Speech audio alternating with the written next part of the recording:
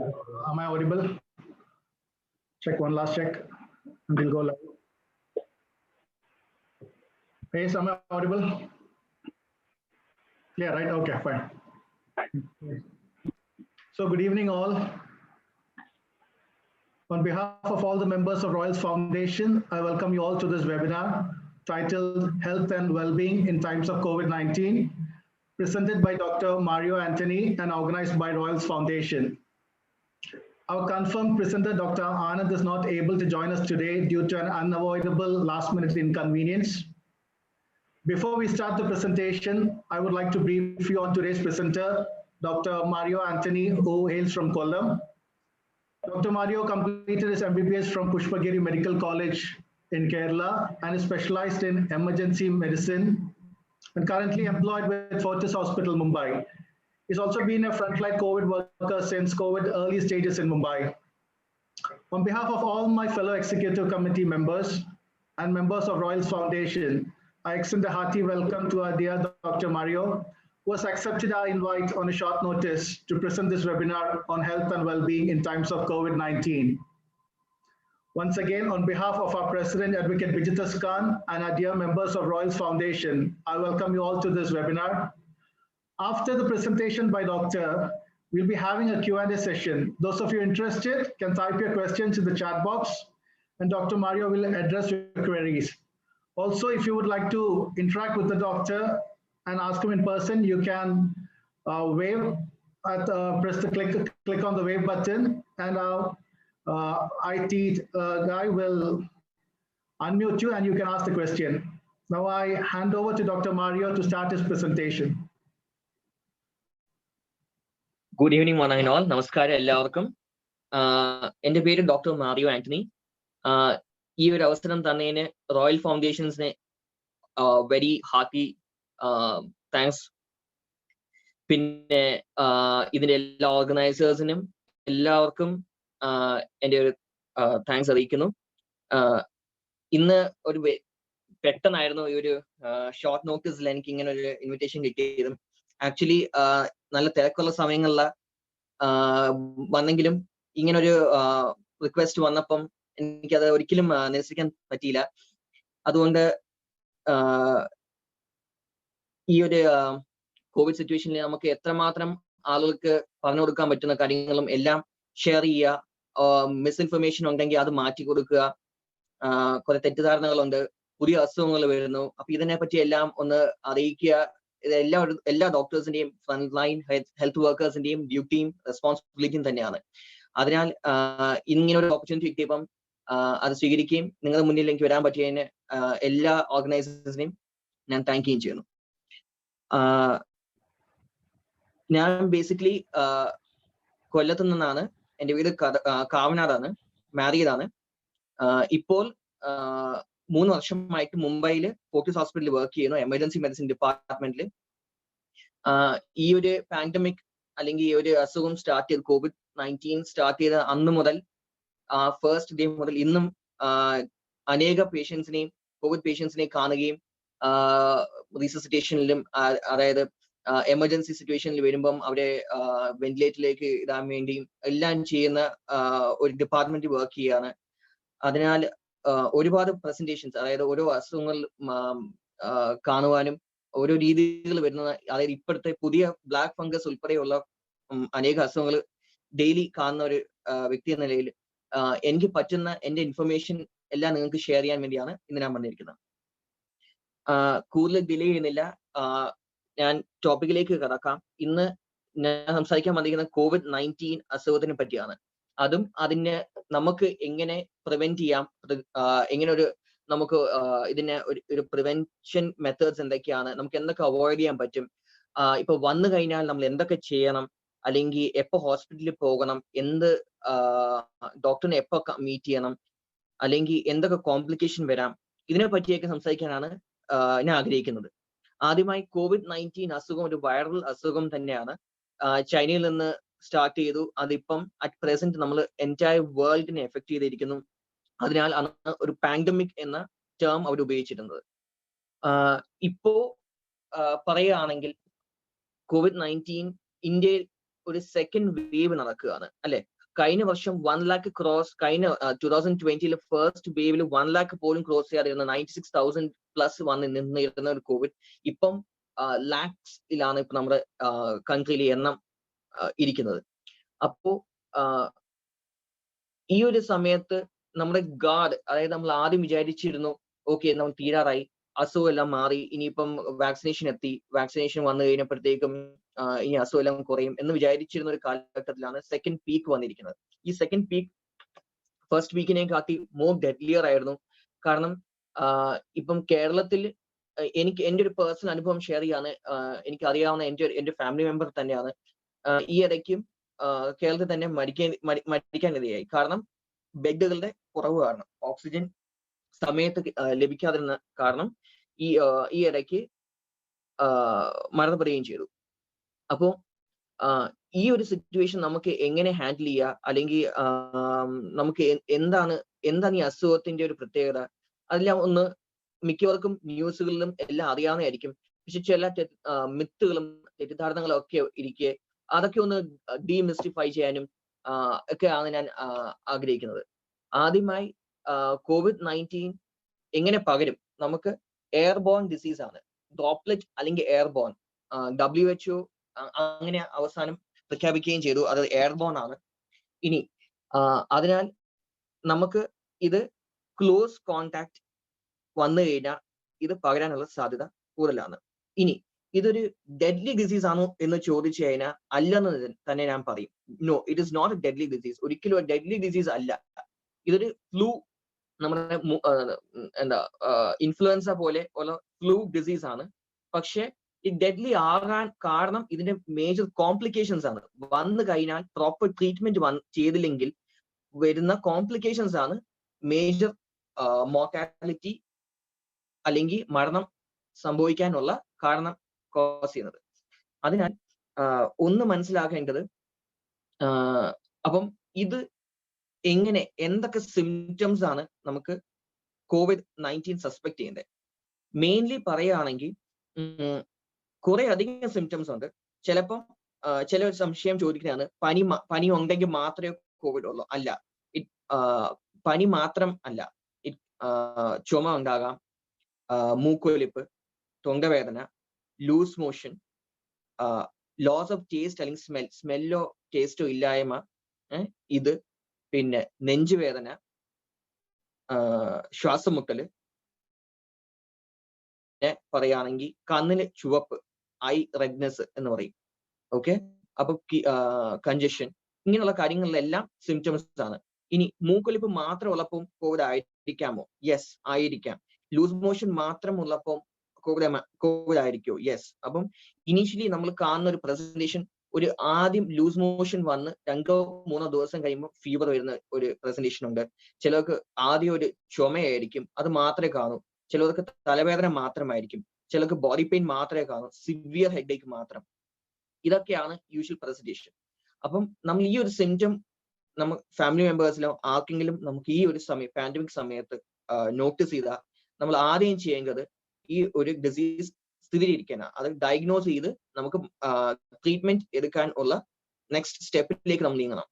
അപ്പം ഇനി ചില സിംറ്റംസ് മറ്റുള്ളതിനെയും കാട്ടി വേഴ്സ് ആയിരിക്കും. അപ്പം നമ്മൾ ഏറ്റവും ക്രിട്ടിക്കൽ അല്ലെങ്കിൽ ഹോസ്പിറ്റലൈസേഷൻ അത്യാവശ്യമുള്ള സിംറ്റംസ് എന്ന് പറയുന്നത് ശ്വാസമുട്ടല്, നെഞ്ചുവേദന, പിന്നെ ചിലപ്പം സ്ട്രോക്കിന്റെ സിംറ്റംസ് വരാൻ സാധ്യതയുണ്ട്. അതായത് ഒരു സൈഡ് പാരലൈസ്ഡ് ആകുക, സംസാരം കുഴയുക, സ്ലറിംഗ് ഓഫ് സ്പീച്ച്, അതൊക്കെ നോട്ടീസ് ചെയ്ത് കഴിഞ്ഞാൽ നമ്മൾ നേരെ ഹോസ്പിറ്റലൈസ് ചെയ്യാൻ തന്നെ ചെയ്യേണ്ടത്.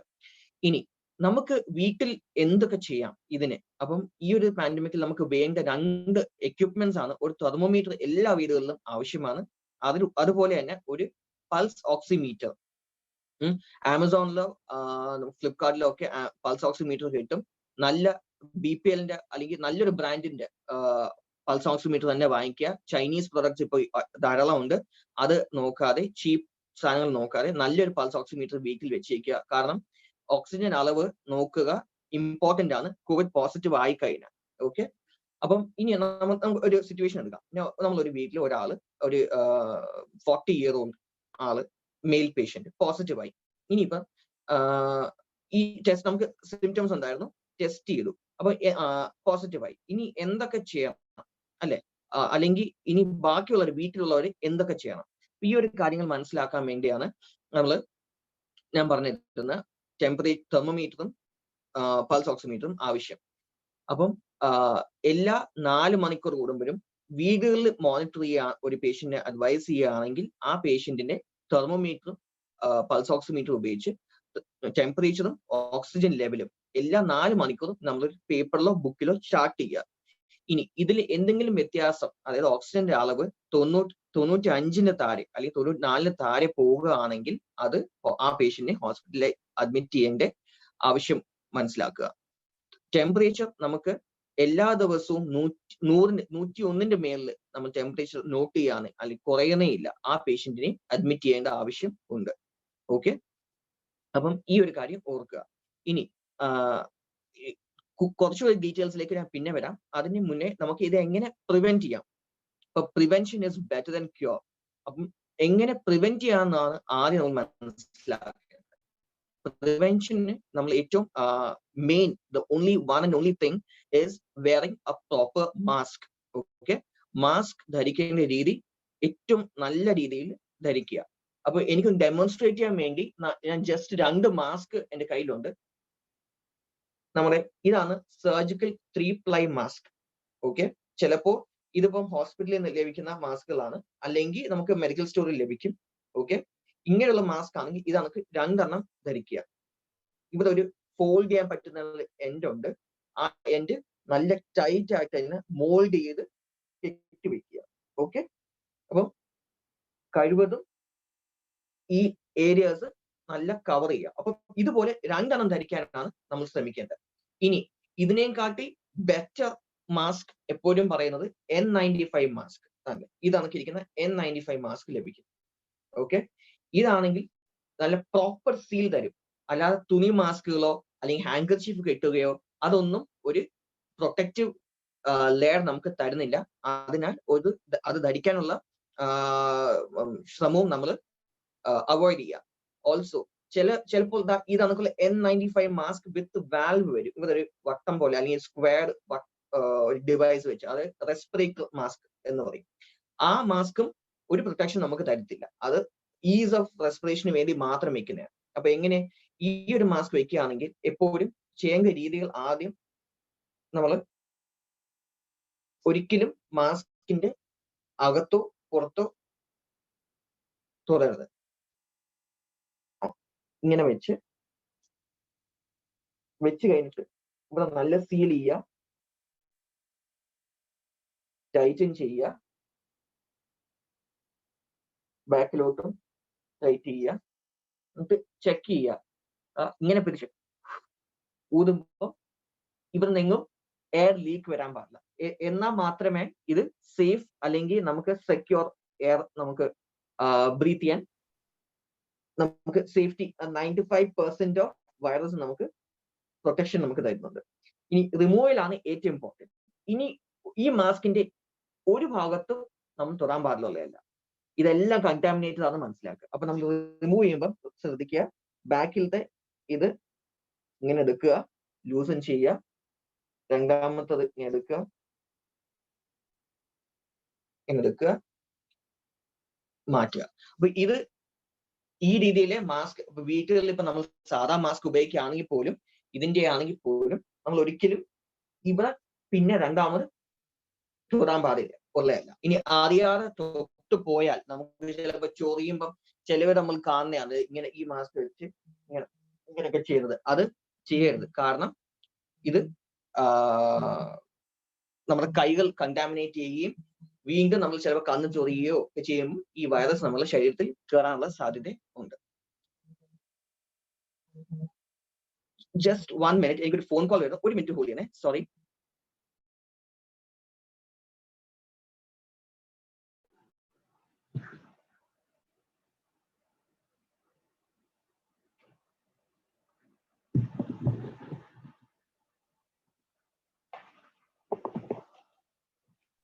Very sorry. ഓക്കെ, അപ്പോ മാസ്കിന്റെ കാര്യം ക്ലിയർ ആണെന്ന് വിശ്വസിക്കുന്നു. ഇനി അടുത്തത് പ്രിവെൻഷന്റെ വേറൊരു നെക്സ്റ്റ് സ്റ്റെപ്പ് ആണ്.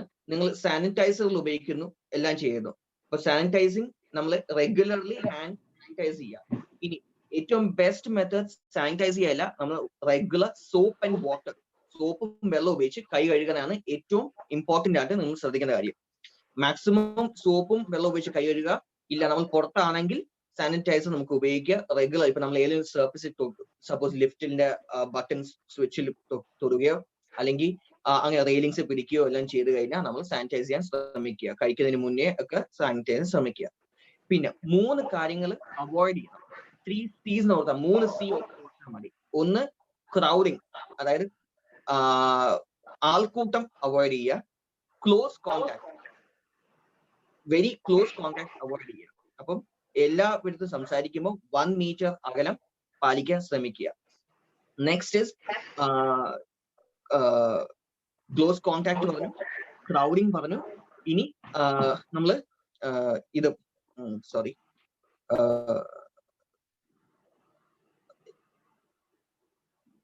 Close contact, crowding. ഒരു കാര്യം ശ്രദ്ധിക്കാനുള്ളത്, നമ്മൾ ഇത് contact with positive patients. Okay, അപ്പം കോണ്ടാക്ട് പോസിറ്റീവ് പേഷ്യൻസ് ആയിട്ട് നമ്മൾ മിനിമൈസ് ചെയ്യാൻ ശ്രമിക്കുക. ഏത് പോസിറ്റീവ് പേഷ്യന്റ് ആണ് നമുക്ക് ഫാമിലി ഉണ്ടെങ്കിൽ ആ ഫാമിലി മെമ്പർ ആയിട്ട് നമ്മൾ മാക്സിമം അവോയ്ഡ് ചെയ്യുക കോണ്ടാക്ട്. ഓക്കെ, അപ്പൊ അതിനായിട്ട് നമ്മൾ ഒരു കാര്യം ഏറ്റവും ശ്രദ്ധിക്കേണ്ടത്, ഹോം ഐസൊലേഷൻ എന്ന് പറയുമ്പോൾ ആ ഹോം ഐസൊലേഷൻ നമ്മുടെ വീട് എക്യുപ്ഡ് ആണോ, അതിനെ എപ്പോഴും ശ്രദ്ധിക്കേണ്ടത് ഒരു പ്രോപ്പർ റൂമും അതിന് അറ്റാച്ച് ഒരു ബാത്റൂം വേണം. കോമൺ ബാത്റൂം ഉപയോഗിക്കാനുള്ള അവസരം പാടില്ല. അപ്പൊ അങ്ങനെയുള്ള ഒരു ഹോം ഐസൊലേഷൻ ഓപ്റ്റ് ചെയ്യാൻ പാടില്ല. അവര് പ്രത്യേകം വേറെ ഒരു ഐസൊലേഷൻ ഫെസിലിറ്റിയിലേക്ക് ട്രീറ്റ്മെന്റ് എടുക്കാൻ നോക്കേണ്ടത്. ഓക്കെ, ഇനി വേറൊരു കാര്യം, അപ്പം ഇനിയിപ്പം ഇതെല്ലാം നമ്മൾ പ്രിവെന്റ് ചെയ്യാൻ നോക്കി. ഇനി ഇതെല്ലാം പ്രിവെൻഷൻ ഉണ്ടെങ്കിൽ പോലും നമുക്ക് കോണ്ടാക്ട് വരാനും എല്ലാ ചാൻസുകളും വളരെ അധികമാണ്. കാരണം ഇതൊരു ഡിസീസ്, ഡെഡ്ലി അല്ല, ഇൻഫെക്ഷ്യസ്, അതായത് സ്പ്രെഡ് ചെയ്യാൻ വളരെ അസുഖം. അപ്പം അതാണ് ഇതിന്റെ ഏറ്റവും വലിയൊരു ഡ്രോബാക്ക്. അപ്പൊ ഈ ഒരു അസുഖം ഇത്ര ഹൈലി ഇൻഫെക്ഷ്യസ് ആയ സ്ഥിതിക്ക് നമുക്ക് പോസിറ്റീവ് ആവാൻ ചാൻസ് വളരെ കൂടുതലാണ്. ഈ പോസിറ്റീവ് ആയാൽ ഇനി ഇപ്പൊ നമുക്ക് എന്ത് ചെയ്യണം? അപ്പൊ ആദ്യം നമുക്ക് സിംറ്റം ഉണ്ടായി കഴിഞ്ഞാൽ ടെസ്റ്റ് ചെയ്യുക. ടെസ്റ്റ് ചെയ്ത് പോസിറ്റീവ് ആണെങ്കിൽ എപ്പോഴും ഒരു ഡോക്ടറിന്റെ കൺസൾട്ടേഷൻ ഉപയോഗിച്ച് മാത്രമേ നമ്മൾ മുന്നോട്ട് ട്രീറ്റ്മെന്റ് എടുക്കാൻ പാടുള്ളൂ. ഓക്കെ, സ്വന്തമായിട്ട് മെഡിക്കേഷൻസോ അല്ലെങ്കിൽ സ്വന്തമായിട്ടുള്ള ട്രീറ്റ്മെന്റ് പ്രോട്ടോകോൾ ഒന്നും ഫോളോ ചെയ്യാൻ നോക്കരുത്. എന്തെങ്കിലും ന്യൂസിൽ വായിക്കുന്നതോ അല്ലെങ്കിൽ ഫേസ്ബുക്ക് പോസ്റ്റുകളിലോ വാട്സാപ്പ് മീഡിയയിൽ വരുന്ന പോസ്റ്റുകളോ ഒന്നും നമ്മൾ നോക്കി നമ്മുടെ സ്വന്തം സെൽഫ് ട്രീറ്റ്മെന്റ് അവോയ്ഡ് ചെയ്യുക. കാരണം ഒരു ഡോക്ടർ അഡ്വൈസ് ചെയ്യുന്ന ബ്ലഡ് ടെസ്റ്റുകളും സ്കാനിങ് അല്ലെങ്കിൽ എക്സ്റേകൾ ആവശ്യമാണ്. ഓക്കെ, ഒറ്റ minute, I am very sorry.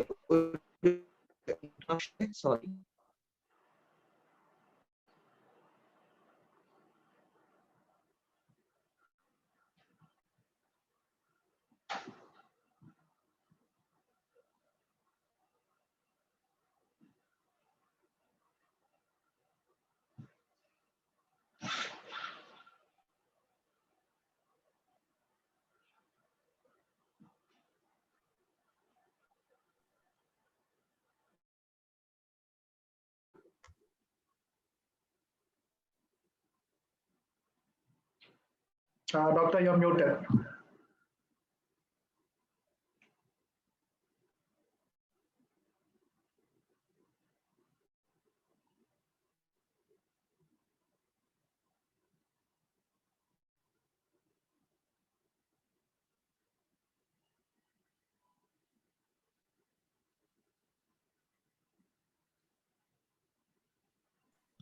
Doctor, unmute you. Hayes, can you unmute her? Just wait. I know to mute either.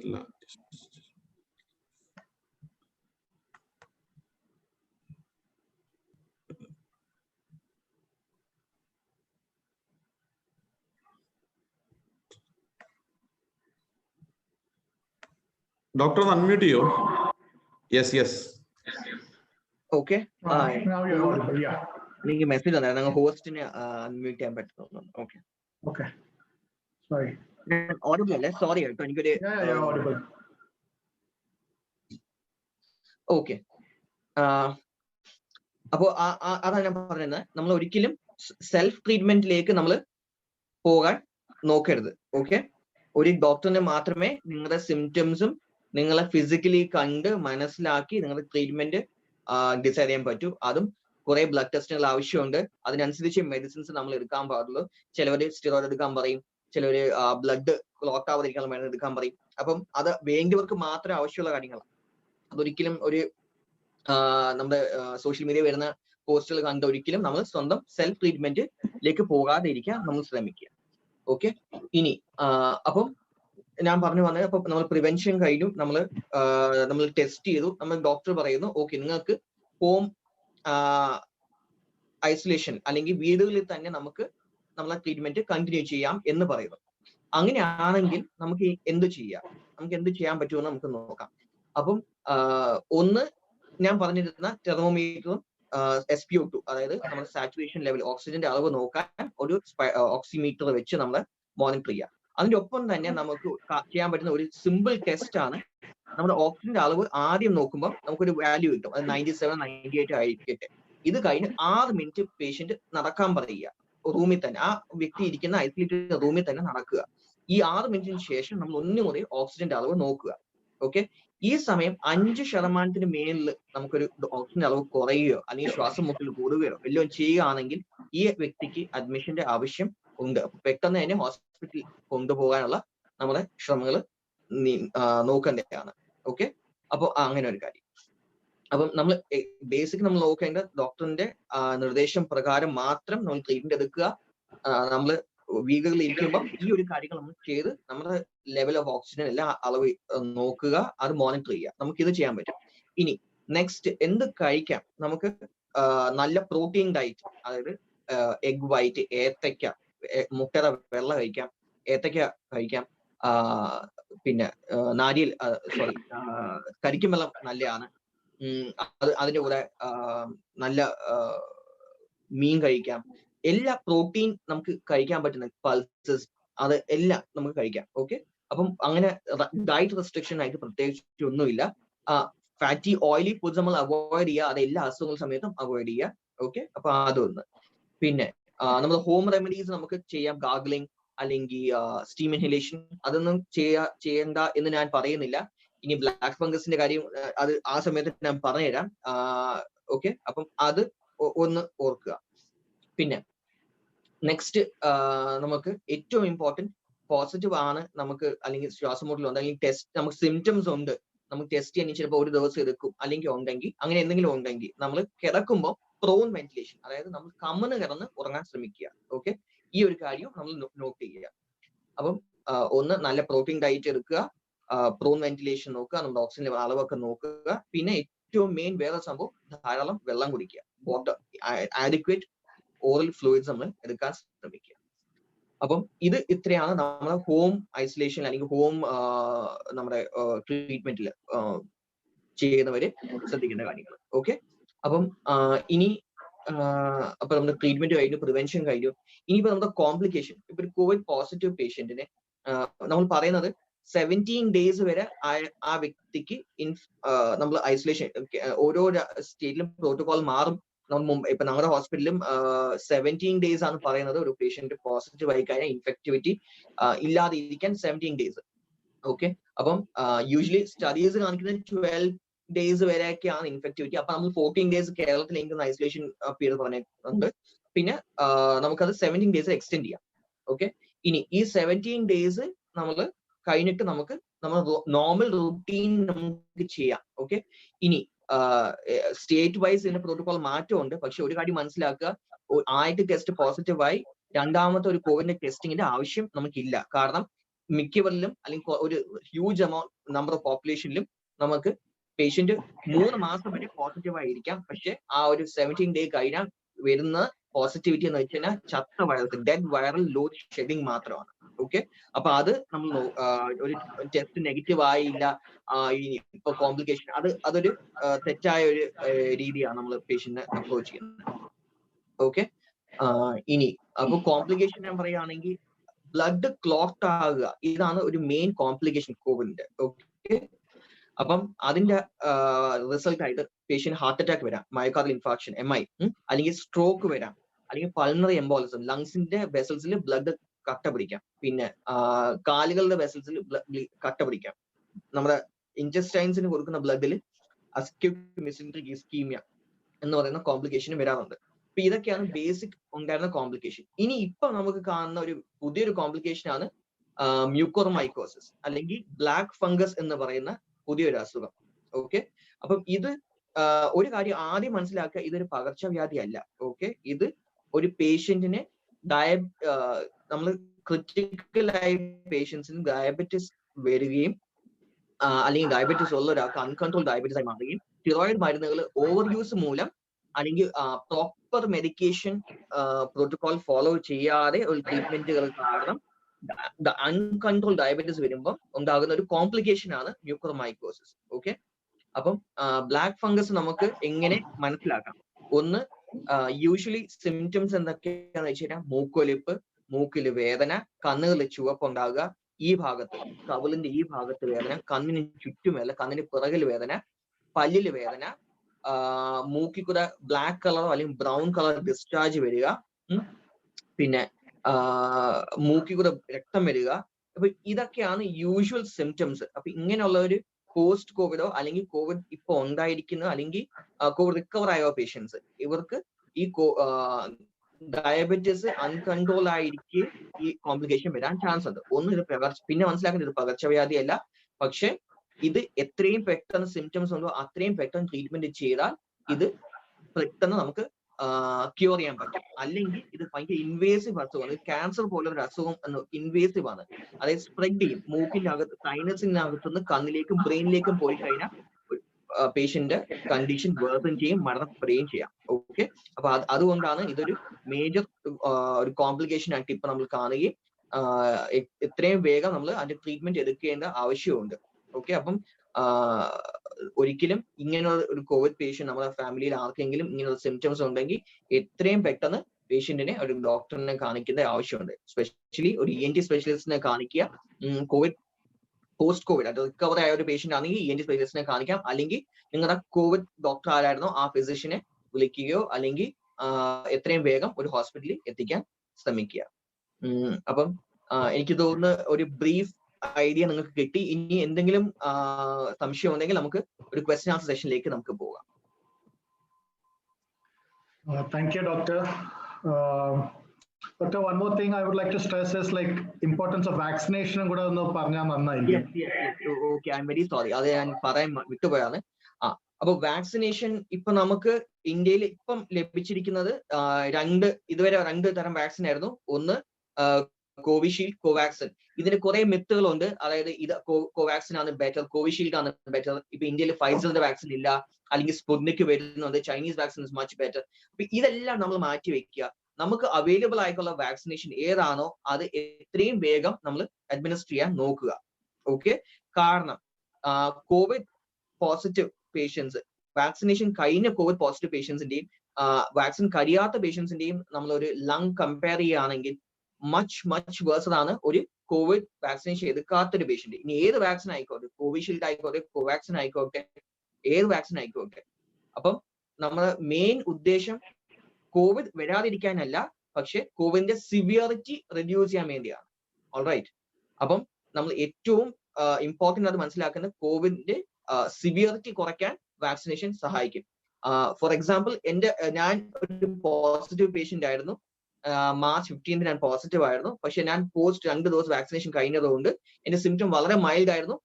എനിക്ക് ഹോസ്പിറ്റലിൽ ജസ്റ്റ്, അതായത് 2 ഡോസ് വാക്സിൻ കഴിഞ്ഞ് ഇന്ത്യയിൽ ആദ്യം പോസിറ്റീവ് ആകുന്ന വ്യക്തികളിൽ ഒരു ഫസ്റ്റ് 500 അല്ലെങ്കിൽ ഒരു 100 പേഷ്യൻസിനുള്ളിൽ ഞാനായിരുന്നു. അപ്പം അതുകൊണ്ട് മാത്രം എന്തെങ്കിലും കോംപ്ലിക്കേഷൻ വരുമോ നോക്കാൻ വേണ്ടി ഞാൻ ഹോസ്പിറ്റലിൽ അഡ്മിറ്റ് ചെയ്തു. 3 ദിവസം കഴിഞ്ഞപ്പോൾ ഞാൻ ഡിസ്ചാർജ് ചെയ്യുകയും ചെയ്തു. കാരണം എനിക്ക് മേജർ ആയിട്ട് ഒരു കോംപ്ലിക്കേഷനും ഇല്ലായിരുന്നു. എനിക്ക് ഓക്സിജന്റെ ആവശ്യമില്ലായിരുന്നു. ജസ്റ്റ് ടാബ്ലറ്റ്സ് മാനേജ് ചെയ്ത് എന്നെ ഡിസ്ചാർജ് ചെയ്യുകയും ചെയ്തു. അപ്പൊ എന്റെ ഒരു പേഴ്സണൽ എക്സ്പീരിയൻസിൽ ഞാൻ പറയുകയാണ്, എന്റെ ലങ്സിന്റെ CT എടുക്കുകയും ചെയ്തു. CTക്കകത്ത് there was no findings, lung clear ആയിരുന്നു എന്റെ. അപ്പൊ മൈൽഡ് ഇൻവോൾവ്മെന്റ് മാത്രമായിരുന്നു. അപ്പം ഇതാണ് എനിക്ക് നിങ്ങളത് എല്ലാം പറയാനുള്ളത്. വാക്സിനേഷൻ എത്രയും പെട്ടെന്ന് എടുക്കുക. ഇനി പുതിയ വാക്സിൻ വരുന്നവരെ വെയിറ്റ് ചെയ്യുക അല്ല വേണ്ട, നമുക്ക് ഉള്ള റിസോഴ്സസ് എത്രയും പെട്ടെന്ന് നമ്മൾ അഡ്മിനിസ്റ്റർ ചെയ്യാൻ നോക്കുക. ഡൗട്ട്സ് ഉണ്ടെങ്കിൽ ചോദിക്കാം. Okay, thank you, Doctor, for your presentation. Now we proceed to the Q&A session. ആർക്കെങ്കിലും ഡോക്ടറിനോട് എന്തെങ്കിലും ചോദിക്കാനുണ്ടെങ്കിൽ you can type. See, we have one question. Okay. Meanwhile, വേറെ ആർക്കെങ്കിലും questions ഉണ്ടെങ്കിൽ please type in your chat box. Doctor answer ചെയ്യുന്നതായിരിക്കും. Doctor, we have one question. Doctor, ഒന്ന് answer ചെയ്യാമോ doctor? The first question from Mr. Shibin.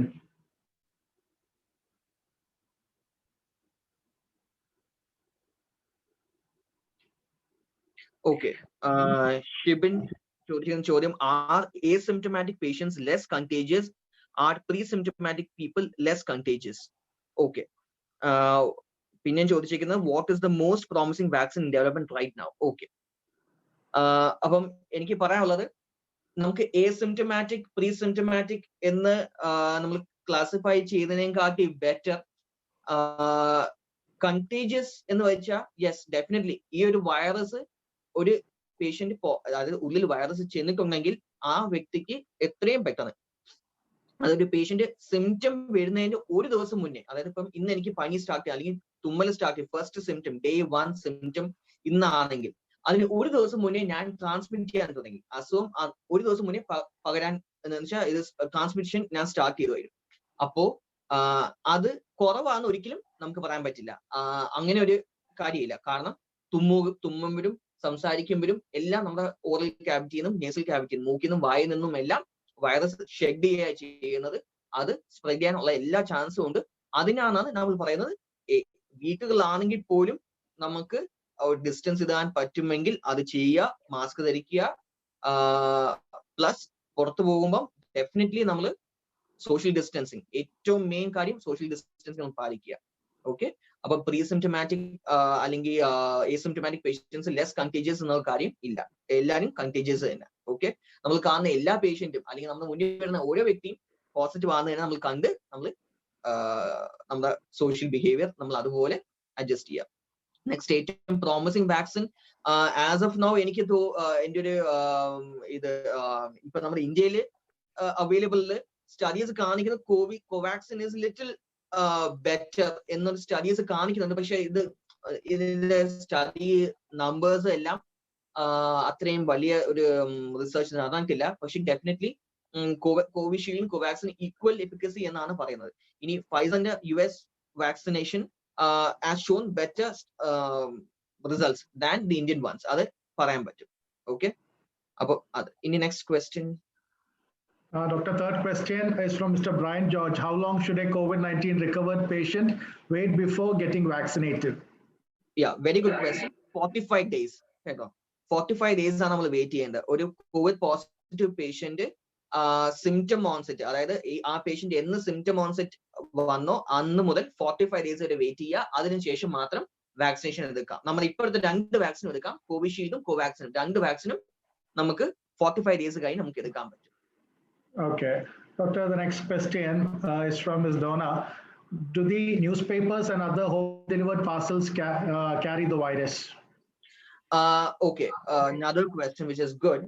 Actually, ഇപ്പം studies കാണിക്കുന്നത് up to few hours നമുക്ക് ഈ വൈറസ് ഡ്രോപ്ലെറ്റ് ആണെങ്കിൽ, droplets ഉണ്ടെങ്കിൽ ആ ഡ്രോപ്ലെറ്റ് നമ്മൾ തൊടുകയും നമ്മൾ തിരിച്ച് നമ്മുടെ മൂക്കുകളിലോ വായിലോ കണ്ണുകളിലോ മ്യൂക്കസ് മെമ്പറിൽ, നമ്മുടെ ബോഡിയിൽ മ്യൂക്കസ് മെമ്പറിൽ എവിടെയും ടച്ച് ചെയ്താൽ സ്പ്രെഡ് ചെയ്യാൻ ചാൻസ് ഉണ്ട്. എന്നാൽ നമ്മൾ അത് അതിനാണ് നമ്മൾ പറയുന്നത് സാനിറ്റൈസ്, നമ്മുടെ കൈകൾ സാനിറ്റൈസ് ചെയ്യുക. അല്ലാതെ ഡിസിൻഫെക്റ്റന്റ് ഉപയോഗിച്ച് നമ്മൾ ഫുള്ള് അത് ഡിവൈസ് നമ്മൾ അല്ലെങ്കിൽ ഒബ്ജക്റ്റ് നമ്മൾ സാനിറ്റൈസ് ചെയ്യുക, നമ്മൾ കൈകൾ സാനിറ്റൈസ് ചെയ്യാൻ നോക്കുക, ചെയ്യാതെ നമുക്ക് വേണ്ടത്. യെസ്, ഡെഫിനറ്റ്ലി ഒരു 4 to 6 hours വരെ നമുക്ക് ഈ വൈറസ് ലൈവ് ആയിട്ട് ഒബ്ജക്റ്റിൽ ഇരിക്കാം. അതിന് ഓരോ ക്ലാസിഫിക്കേഷൻ ഉണ്ട്, മെറ്റലിനും വുഡ്, പേപ്പർ അങ്ങനെ ഉണ്ട്. അപ്പം ബെസ്റ്റ് തിങ് അവോയ്ഡ് കോൺടാക്ട്. അപ്പം കാരണം ഇത് ഫോർമൈറ്റ്സ് വഴി സ്പ്രെഡ് ചെയ്യാറുണ്ട്. Okay. Okay, doctor, thank you. The next question is from Mr. Ponnu Sudarshan. Whether cancer patients can take vaccine? Yes, no problem. Cancer patients in vaccination നമുക്ക് എടുക്കാൻ പറ്റും. Irrespective of any type of cancer? Yes. Just Okay. ഒരു കാര്യം നമ്മൾ ചില കാര്യങ്ങൾ നമ്മൾ ഒരു കാര്യം മനസ്സിലാക്കേണ്ടത് വാക്സിനേഷൻ ചില ക്യാൻസർ പേഷ്യൻസിൽ ആ എഫിക്കസി ലെവൽ കാണിക്കില്ല. കാരണം നമ്മൾ എടുക്കുന്ന മെഡിക്കേഷൻസിന്റെ ഇന്ററാക്ഷൻ മൂലം ചില വാക്സിനേഷന്റെ എഫിക്കസി കാണില്ല. നമ്മൾ എക്സ്പെക്ട് നോർമൽ പേഷ്യന്റ് എടുക്കുമ്പോൾ കിട്ടുന്ന എഫിക്കസി ചില വാക്സിനേഷൻ കാണാറില്ല. Okay, doctor. Thank you for answering that question. Next, Mr. Priyan, he has a doubt. See, other than the vaccine, what are the other ways to improve chances of surviving corona? This question is being asked for an asthmatic person. Okay. Once more, thank you for the brief. Okay. Other than the vaccine, what are the other ways to improve chances of surviving corona? Okay. This question is for an asthmatic person. Yes. Okay, asthmatic person. So now, when it comes to an asthmatic person, he himself, he has a chance of getting asthmatic attacks on top of COVID, like because it also involves the lung. Lung involvement ഉള്ളതുകൊണ്ട് asthma exacerbate ചെയ്യാനുള്ള chance ഉണ്ട്. അപ്പം ചിലപ്പം asthma മാത്രമായിരിക്കാം, Covid അല്ലായിരിക്കാം. പക്ഷെ ഇപ്പോഴും ശ്വാസമുട്ടൽ വരുമ്പോഴോ അല്ലെങ്കിൽ എന്ത് പനി വന്നാലും ആ വ്യക്തി ടെസ്റ്റ് ചെയ്യുകയും പ്രോപ്പർ ട്രീറ്റ്മെന്റ് എടുക്കുകയും ഏറ്റവും അത്യാവശ്യമാണ്. ഇനി അങ്ങനെയുള്ള പേഷ്യന്റ് കഴിവതും ചെയ്യേണ്ടത് മാസ്ക് ധരിക്കുക, പബ്ലിക് ക്രൗഡിങ് അവോയ്ഡ് ചെയ്യുക, സോഷ്യൽ ഡിസ്റ്റൻസിങ് പാലിക്കുക, ഹാൻഡ് വാഷും ഹാൻഡ് സാനിറ്റൈസിങ്ങും ചെയ്യുക. അല്ലാതെ ഡെഫിനറ്റ്ലി വാക്സിനേഷൻ എടുക്കുക. അത് ഒരു ഇറീപ്ലേസബിൾ കാര്യമാണ്. Okay, whatever vaccine is available, our vaccination നമ്മൾ എടുക്കുക. Okay, thank you, doctor. Next question from Mr. Sachin S. Panikar. What are the chances of getting COVID-19 vaccine? Question അത്രയും clear അല്ല. എനിക്ക് രണ്ട് രീതിയിൽ തോന്നിയത്, നമുക്ക് COVID-19 വാക്സിൻ ഇപ്പൊ ലഭിക്കാത്തതിന്റെ പ്രശ്നമാണോ അതോ COVID-19 എടുത്തു കഴിഞ്ഞാൽ വാക്സിനേഷൻ എടുത്താൽ കോവിഡ് വരുമോ? The question fully changed. What are the chances of getting COVID-19 after vaccine? Yes, okay. So ഇതിന്റെ ഒരു പ്രീവിയസ് സ്റ്റഡി പറയുന്നത് COVID-19 വാക്സിനേഷൻ, ഇപ്പൊ കോവിഷീൽഡിന്റെ വെച്ച് ഞാൻ പറയാം. കോവിഷീൽഡ് വാക്സിനേഷന്റെ ഒരു സ്റ്റഡി പറഞ്ഞാൽ ഫസ്റ്റ് ഡോസ് കഴിഞ്ഞാൽ നമ്മൾ 2 weeks കഴിഞ്ഞാൽ 75% of chances of not getting vaccine. Okay.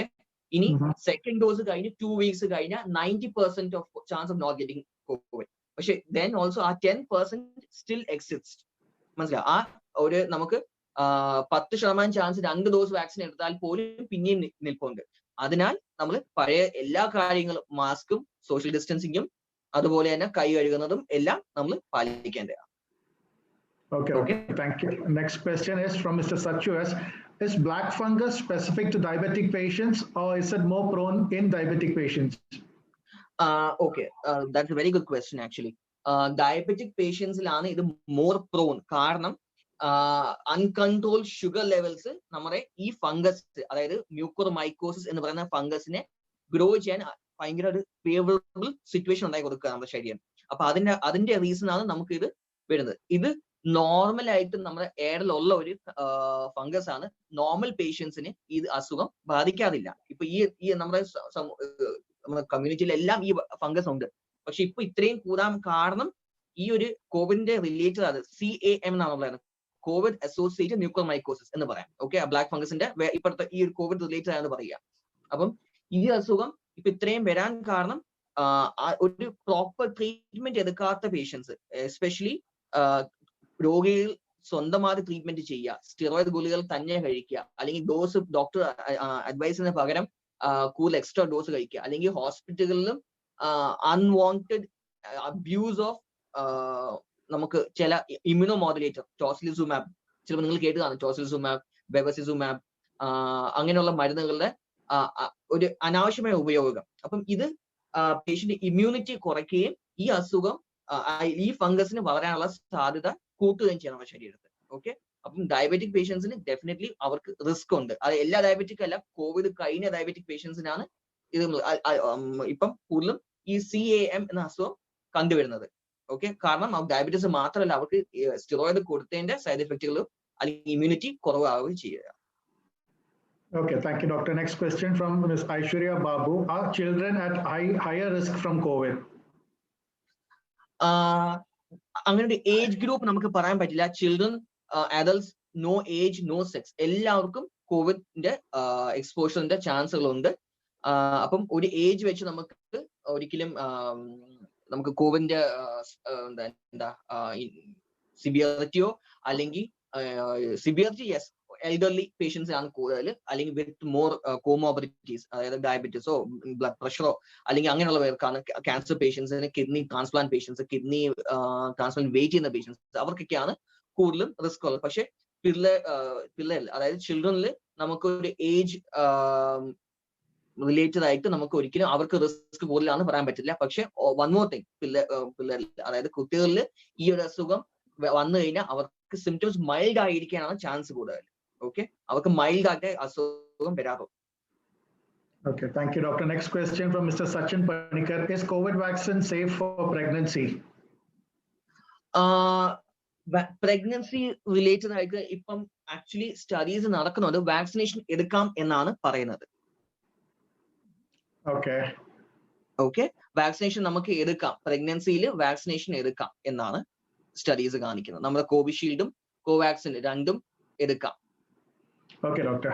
Next question from Mr. Shibin. How does genetics impact our understanding of COVID-19? Question അത്രയും ക്ലിയർ അല്ല. ജനറ്റിക്സ് എന്താണ് ഉദ്ദേശിച്ചത് മനസ്സിലായില്ല. Okay, let Mr. Shibin come back. We'll go to the next question from Mr. Joseph Augustine. What is white fungus? White fungus ഇപ്പം നമുക്ക് black fungus പോലെ വേറൊരു ആസ്പെർജിലോസിസ് എന്ന് പറയുന്ന ഒരു അസുഖമാണ്. ഇത് യൂഷ്വലി നമ്മുടെ ലങ്സിൽ ഒരു ക്യാവിറ്റി ഉണ്ടാക്കുന്നത്. അപ്പൊ ഇതും സിമിലർ ടു നമ്മുടെ ബ്ലാക്ക് ഫംഗസ്, പക്ഷെ ഇത് ലങ്ങിലേക്ക് കൂടുതൽ എഫക്ട് ചെയ്തുകൊണ്ട് കുറച്ചുകൂടെ സിവിയറിറ്റി നമുക്ക് പറയാൻ കമ്പാരിസൺ നമുക്ക് പറ്റുന്നില്ല. കാരണം ഇതും ഒരു ഇൻവേസീവ് അസുഖമായിട്ട് ലങ്സിന്റെ അകത്ത് ഒരു ക്യാവിറ്റി ഉണ്ടാക്കി, ട്യൂബി പോലെ ഒരു ക്യാവിറ്റി ഉണ്ടാകുകയും അതിന്റെ അകത്ത് ഒരു ഫംഗൽ ബോൾ പോലെ ആകുകയും ഒക്കെ ചെയ്യുന്ന ഒരു അസുഖമാണ് വൈറ്റ് ഫംഗസ്. അപ്പം ഇതിന്റെ സിവിയറിറ്റി കമ്പയർ ചെയ്യുകയാണെങ്കിൽ black fungus is more invasive. കാരണം ഭയങ്കര എക്സ്പെൻസീവ് ട്രീറ്റ്മെന്റ് ആണ്. അതിന്റെ ട്രീറ്റ്മെന്റ് നമുക്ക് ചെയ്യുകയാണെങ്കിൽ ഓൾസോ ഇൻവേസീവ് ആണ്. അതായത് നമ്മുടെ മൂക്കുകളിൽ നിന്ന് കണ്ണിലേക്കും കണ്ണിൽ നിന്ന് ബ്രെയിനിലേക്കും എല്ലാം സ്പ്രെഡ് ചെയ്യാൻ പറ്റുന്നത് ബ്ലാക്ക് ഫംഗസിന്റെ ഒരു ഇൻഫെക്ടിവിറ്റിയും ഇൻവേസീവ്നെസ്സും കൂടുതലാണ്. പക്ഷെ ആസ്പെർജിലോസിസ് അല്ലെങ്കിൽ വൈറ്റ് ഫംഗസ് ഇപ്പം നമ്മുടെ ലങ്ങിനെ ഇൻഫെക്ട് ചെയ്യുന്നുണ്ട്. അതും ഈ നേരത്തെ പറഞ്ഞ എല്ലാ കോംപ്ലിക്കേഷൻ കാണുന്നുണ്ട്. ഡയബറ്റീസും സ്റ്റിറോയിഡും അല്ലെങ്കിൽ ഇമ്യൂണോമോഡുലേറ്റർ ഉപയോഗിച്ച് ആ മരുന്നുകളിലെല്ലാം തെറാപ്പി കാരണമാണ് ഇപ്പം നമ്മൾ കണ്ടുവരുന്നത്. Thank you, Doctor. Next question is COVID vaccine safe for a person who is already taking medicine for blood clot? നമുക്ക് UK വാക്സിൻ, മൊഡേണ വാക്സിൻ കാണിച്ചിരുന്നു, അതായത് ബ്ലഡ് ക്ലോട്ട് വരുന്നുണ്ടെന്ന്. പക്ഷെ അത് വെരി ഫ്യൂ കേസസിലാണ് വന്നിരുന്നത്. പക്ഷെ ബാക്കി ഒരു അസുഖവും നമ്മൾ നോക്കേണ്ട. ബ്ലഡ് ക്ലോട്ടിന് എടുക്കുന്ന ഒരു മരുന്ന് എടുക്കുന്ന വ്യക്തി, അതായത് ചിലപ്പോൾ ആസ്പിരിൻ ആയിരിക്കാം, അല്ലെങ്കിൽ ക്ലോപ്പിറ്റാബോ അല്ലെങ്കിൽ അങ്ങനെയുള്ള ബ്ലഡ് തിന്നേഴ്സ് നമ്മൾ എടുക്കുന്നവർക്ക് ഒരു പ്രോബ്ലം ഇല്ല വാക്സിനേഷൻ എടുക്കാൻ. ഓക്കെ, അങ്ങനെ ഒരു കാര്യം നമ്മൾ നോക്കേണ്ട ആവശ്യമില്ല. Okay. Next question. If a family is in isolation due to COVID, after their recovery, what measures should they take for disinfecting their house and surrounding? Okay. നമ്മൾ ബേസിക്കലി ഇപ്പൊ ഒരു പേഷ്യന്റ് ഫാമിലി, നമ്മുടെ നിങ്ങൾ ഉദ്ദേശിക്കുന്ന എല്ലാ എൻറ്റയർ ഫാമിലി മെമ്പേഴ്സ് ആണോ? ആണെങ്കിൽ അങ്ങനെയാണ് കാണാം. നമുക്കൊരു എൻറ്റയർ ഫാമിലി മൊത്തം പോസിറ്റീവ് ആയിരുന്നു, അവരുടെ വീടുകളിൽ പിന്നെ ഡിസിൻഫെക്റ്റന്റ് എങ്ങനെ ചെയ്യണം അതല്ലേ. അപ്പം യൂഷ്വലി കേരളത്തിൽ എങ്ങനെയാണെന്ന് അറിയത്തില്ല. എനിക്ക് അതിന്റെ ഇപ്പൊ മുംബൈയിലാ വർക്ക് ചെയ്യുന്ന, മുംബൈയിലായതുകൊണ്ട് എനിക്ക് കേരളത്തിലെ ഇപ്പോഴത്തെ എക്സാക്ട് സിറ്റുവേഷൻ അറിയത്തില്ല. പക്ഷേ എനിക്ക് തോന്നുന്നു ഗവൺമെന്റ് വിളിച്ചു കഴിഞ്ഞാൽ അവർ ഡിസിൻഫെക്ഷൻ സ്പ്രേ അടിക്കാനൊക്കെ അവർ ഹെൽപ്പ് ചെയ്യാറുണ്ട്.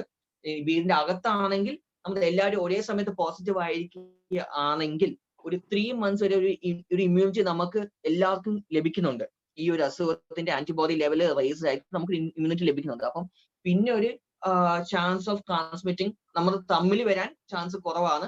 പക്ഷെ ഡെഫിനറ്റ്ലി ഒരു 14 days കഴിഞ്ഞാൽ ഈ പേഷ്യന്റ് ഇൻഫെക്ട് ചെയ്യുന്നില്ല. അപ്പം ഇനി ഷെഡ് ചെയ്യുന്ന വൈറസ് പോലും ചത്ത വൈറസ് ആയതുകൊണ്ട് വേറെ വ്യക്തി വീട്ടിൽ വന്നാൽ പോലും ഒരു 14 days അല്ല 17 days കഴിഞ്ഞാൽ പേഷ്യന്റ് ആർക്കും സ്പ്രെഡ് ചെയ്യാറില്ല എന്ന് തന്നെ നമുക്ക് പറയാം. Okay, Doctor. Next question is, after how many days can we start interacting with a COVID patient that is without mask and other protective measures? Okay. This is a very, I would say, question which is not to be followed anywhere. നമ്മൾ ഒരിക്കലും mask ഇല്ലാതെ ആർക്കും നമ്മൾ പുറത്ത് സംസാരിക്കാൻ നോക്കേണ്ട. Okay, positive patient recover ആയെങ്കിൽ പോലും ഓക്കെ നമ്മൾ എപ്പോഴും മാസ്ക് ഉപയോഗിച്ച് തന്നെ വേറൊരാളായിട്ട് ഇന്ററാക്ട് ചെയ്യാൻ നമ്മൾ ശ്രമിക്കുക. വീടുകളിലാണെങ്കിൽ അഡ്വൈസ് ചെയ്യുന്നത് മാസ്ക് ഉപയോഗിക്കാനാണ്, പക്ഷെ നമുക്ക് സാധിക്കാറില്ല ഇത്രയും നാള് എങ്ങനെ. അതുകൊണ്ട് നമുക്ക് വീടുകളിൽ മാത്രം നമുക്ക് അറിയാവുന്ന ക്ലോസ് കോൺടാക്ട്സ് നമ്മൾ ഏറ്റവും അടുത്ത വീട്ടിലുള്ളവർ മാത്രം മാസ്ക് ഇല്ലാതിരിക്കുക. അല്ലാതെ പുറത്ത് എപ്പം വീടിന്റെ പുറത്ത് ഇറങ്ങുന്നോ ആ നിമിഷം മുതൽ നമ്മൾ മാസ്ക് ഇടാൻ ശ്രമിക്കുക. Doctor, next question is from Mr. Anish. I had COVID 1 month before, but still I'm feeling tired. Is that an after effect? And how long does it take to recover fully? Okay, a very good question. Yes, ഏറ്റവും main side effect ഞാൻ പറയും കോവിഡിന്റെ generalised weakness അല്ലെങ്കിൽ ക്ഷീണം, ഭയങ്കര ക്ഷീണമാണ്. അതിന് ഈ ഒരു ചിലവർക്ക് 3 months വരെ പോകാറുണ്ട് ക്ഷീണം, ചിലർക്ക് 1 month to 2 months to 3 months വരെ ക്ഷീണം കാണാമായിരിക്കും. ഇനി എന്ത് ചെയ്യാന്ന് വെച്ചാൽ നമ്മൾ നല്ല ഹൈഡ്രേറ്റ് ചെയ്യുക, നിങ്ങളുടെ ഡോക്ടറിനെ നിങ്ങൾ ട്രീറ്റ് ചെയ്ത ഡോക്ടറിനെ കാണുക, അവർ അഡ്വൈസ് ചെയ്യുകയാണെങ്കിൽ നമ്മൾ കാൽഷ്യവും വൈറ്റമിൻ ഡിയും എടുക്കുക. ഓക്കെ, ധാരാളം വെള്ളം കുടിക്കുക, പ്രോട്ടീൻ ഡയറ്റ് കഴിക്കുക. ഇത് കഴിക്കും വെള്ളം നമ്മളെ ഡയറ്റിൽ ഇൻക്ലൂഡ് ചെയ്യാൻ നോക്കുക. നമ്മൾ ക്ഷീണം മാറാൻ ഹെൽപ്പ് ചെയ്യുന്ന കുറച്ച് സാധനങ്ങളാണ്. പക്ഷെ ഡെഫിനറ്റ്ലി മാറിയില്ലെങ്കിലും ചിലവർക്ക് ഇത് 3 മാസം വരെ നീങ്ങി നിൽക്കാം. Okay, next question is, which is the most advised vaccine for a person traveling outside India? Okay, ഞാൻ നേരത്തെ പറഞ്ഞാണ് നമുക്ക് അങ്ങനെ ഒരു വാക്സിൻ നോക്കേണ്ട, നമുക്ക് ഏത് ലഭിക്കുന്നോ ആ വാക്സിൻ നമ്മൾ എടുക്കാൻ ശ്രമിക്കുക. Next question, what are the odds of taking 2 kinds of vaccine, like taking a first dose of Sinopharm and second dose of Pfizer, since vaccines available in UAE are not available in India? അങ്ങനെ studies ഞാൻ വായിച്ചിട്ടില്ല. കാരണം advice ചെയ്യുന്നത് നമ്മൾ ഏത് vaccine എടുക്കുന്നോ ആ vaccine തന്നെ നമ്മൾ റിപ്പീറ്റ് ചെയ്യാനാണ് നമ്മൾ ശ്രമിക്കുന്നത്. അല്ലെങ്കിൽ ഇപ്പം ഒരു വാക്സിനേഷൻ കഴിഞ്ഞ് മറ്റൊരു വാക്സിൻ, കാരണം കണ്ടൻസ് എപ്പോഴും വേറെയാണ്. ചില ലൈവ് അറ്റനേറ്റഡ് ആണ്, ചില ലയോഫൈസ്ഡ് വാക്സിൻസ് ആണ്, അപ്പൊ ലൈഫ് ലൈസ് വാക്സിൻസ് ആണ്. അപ്പൊ അതുകൊണ്ട് ഇതിന്റെ ഇന്ററാക്ഷൻ വരാൻ ചാൻസ് ഉള്ളതുകൊണ്ട് ഒരിക്കലും നമ്മൾ ഒരു ഡോസ് കഴിഞ്ഞ് സെക്കൻഡ് ഡോസ് മാറ്റിയെടുക്കാൻ അഡ്വൈസ് ചെയ്യുന്നില്ല. Doctor, next question, if a person is after COVID still feeling tired, why is that? I think ഞാൻ അത് ആൻസർ ചെയ്തു. ടയർഡ്നെസ് ലാസ്റ്റ് ചെയ്യും up to 2 to 3 months last ചെയ്യാറുണ്ട്. Next question, is there any other diseases coming out after getting vaccinated? No, so far no such diseases have been found. അങ്ങനെ ഇതുവരെ അങ്ങനെ ഒരു complication ഞാൻ നേരത്തെ പറഞ്ഞ UK മോഡേൺ വാക്സിനിൽ ചിലവർക്ക് ബ്ലഡ് ക്ലോട്ട് ഫോം ചെയ്ത് കണ്ടിരുന്നു. പക്ഷെ അത് വളരെ ചെറിയൊരു പോപ്പുലേഷനിലാണ്. യെസ്, ഡെഫിനറ്റ്ലി എല്ലാ വാക്സിനേഷനും അതിൻ്റെതായ സൈഡ് എഫക്ട്സ് ഉണ്ട്. പക്ഷെ യൂഷ്വലി നമ്മുടെ വാക്സിനിലൊക്കെ നമ്മൾ ഇപ്പൊ എടുക്കുന്ന വാക്സിൻ ഫീവറും ബോഡി ഏക്കും ഒക്കെയാണ് അൺഎക്സ്പെക്ടഡ്. ചിലവർക്ക് മാത്രം നമുക്ക് ഇങ്ങനെ ബ്ലഡ് ക്ലോട്ട് കണ്ടിരുന്നു UK മോഡേൺ വാക്സിനിൽ. പക്ഷെ കേരളത്തിൽ അല്ലെങ്കിൽ ഇന്ത്യയിൽ നമ്മൾ അത്രയും ഒരു ഗ്രേറ്റ് നമ്മുടെ AFI നമ്മൾ കണ്ടിട്ടില്ല. Another question is the third dose vaccine booster advisable or not? As of now, there's no guidelines for third dose booster vaccine. പക്ഷെ അത് വരും. Once everyone is നമ്മുടെ കൺട്രിയിലെ എല്ലാവർക്കും വാക്സിനേഷൻ കിട്ടിയ ശേഷം ഒരു തേർഡ് ഡോസ് ബൂസ്റ്റർ വാക്സിൻ എന്ന്, ബൂസ്റ്റർ എന്നല്ല നമ്മൾ പറയുന്നത്, ബൂസ്റ്റർ അല്ല ഇതിന് വരുന്നത്. ഈ ഒരു വാക്സിന്റെ എഫിക്കസി 1 yearലേക്ക് മാത്രമായിരിക്കും എന്നാണ് പറയുന്നത്. 1 year നമുക്കുള്ളൂ. അപ്പം നെക്സ്റ്റ് ഡോസ് നമ്മൾ എല്ലാ ഇയർലി എടുക്കേണ്ടി വരും എന്നാണ് പറയുന്നത്. I think I have a last question. Can a COVID relieved person act as a carrier and transmit to another person? ഇതിന്റെ ആൻസർ നേരത്തെ ഒന്നുകൂടെ ക്ലിയർ ആക്കാം. ഒരു പേഷ്യന്റ് സിംറ്റം ഡേ 1, അതായത് ഫസ്റ്റ് സിംറ്റം ഉണ്ടായത് ഒരു ഹെഡ് ഏക്കോ അല്ലെങ്കിൽ ബോഡി പെയിനോ അല്ലെങ്കിൽ പനിയായിട്ടോ സ്റ്റാർട്ട് ചെയ്ത ഒരു ദിവസം മുതൽ 17 days കഴിയുന്നവരെ ആ പേഷ്യന്റ് ട്രാൻസ്മിറ്റ് ചെയ്യാം. ഓക്കെ, അങ്ങനെ കാണുക. യൂഷ്വലി സ്റ്റഡീസ് കാണിച്ചിരിക്കുന്നത് 10 to 12 to 14 days വരെയൊക്കെയാണെന്നാണ്. അതുകൊണ്ട് നമ്മൾ 17 days, നമ്മൾ സേഫ് പീരീഡ് 17 days കഴിഞ്ഞാൽ ഈ വ്യക്തി പിന്നെ ടെസ്റ്റ് ചെയ്യേണ്ട ആവശ്യം പോലും ഇല്ല. ആ ടെസ്റ്റ് ചെയ്യാതെ തന്നെ മറ്റൊരു വ്യക്തിയെ കാണുമ്പോൾ മാസ്ക് ഇട്ട് മാത്രം കാണുക. അത് ഒരിക്കലും ഫോളോ ചെയ്യാതിരിക്കുക, അല്ല ഫോളോ ചെയ്യേണ്ടത് നമ്മൾ നോക്കുക. മാസ്ക് എപ്പോഴും ധരിക്കുക, പക്ഷെ ട്രാൻസ്മിറ്റ് ചെയ്യാറില്ല. ഓക്കെ, ആഫ്റ്റർ 17 days നമ്മൾ പോസിറ്റീവ് ആകണമെങ്കിൽ പോലും അത് ഡെഡ് വൈറൽ ലോഡ് ഷെഡിങ് മാത്രമാണ്. കേരളത്തിലെ പ്രോട്ടോകോൾ എനിക്ക് തോന്നുന്നു ഇപ്പോഴും നമ്മൾ എനിക്ക് കുറച്ച് മാസങ്ങൾ മുന്നേ വരെ റിപ്പീറ്റ് ചെയ്യാറുണ്ടാണ് ടെസ്റ്റ് അല്ലെ പോസിറ്റീവ് ആയി കഴിഞ്ഞാൽ പിന്നെ ടെസ്റ്റ് റിപ്പീറ്റ് ചെയ്യാറുണ്ട്. പക്ഷെ ഞാൻ മുംബൈ വർക്ക് ചെയ്യുന്നത് എന്റെ ഹോസ്പിറ്റലിൽ നമ്മൾ ഒരിക്കലും ടെസ്റ്റ് റിപ്പീറ്റ് ചെയ്യാറില്ല.